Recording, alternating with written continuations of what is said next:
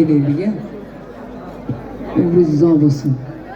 Bitta onani aytib beraymi? Yo sho'xida aytamizmi? Onani aytaylikmi? Ona haqida shular aytamiz, ha? Muhtaram aya siz uchun boshqa shular. Ana undan keyin sho'xini aytamiz. Undan keyin faqat diskoteka bo'ladi. Qalaysizlar, yaxshimisizlar? G'ayra bo'ladi. Assalomu alaykum Chimkent ahli. Yaxshimisizlar? Qani ketdik, bitta onani aytamiz.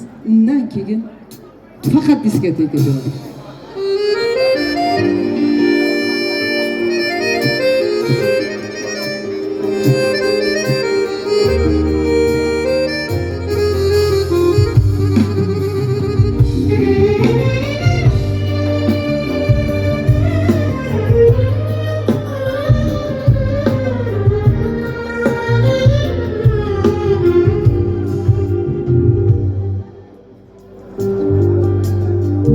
Mehr to'la dunyo mehriboning-ku, mehringga hech kimsa zor bo'lib qolmas. Mehr to'la dunyo mehriboning-ku, mehringga hech kimsa zor bo'lib qolmas. Men uchun olamda bir zot bo'lsa bas, onajonim o'rni hech kim bosolmas.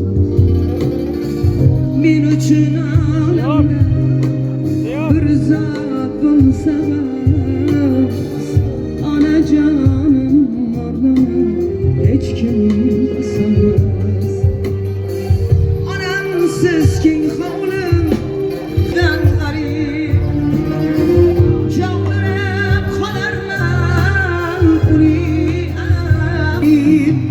ko'ksiga bosh qo'ysam, oldiga boring. Rahmat, rahmat. Onajonim o'rnini hech kim bosolmas. Ko'ksiga bosh qo'ysam, oldiga boring.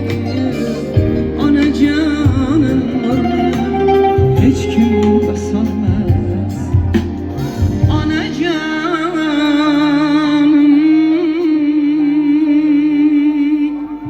Onajonim o'rnini, mehribonim o'rnini, jonajonim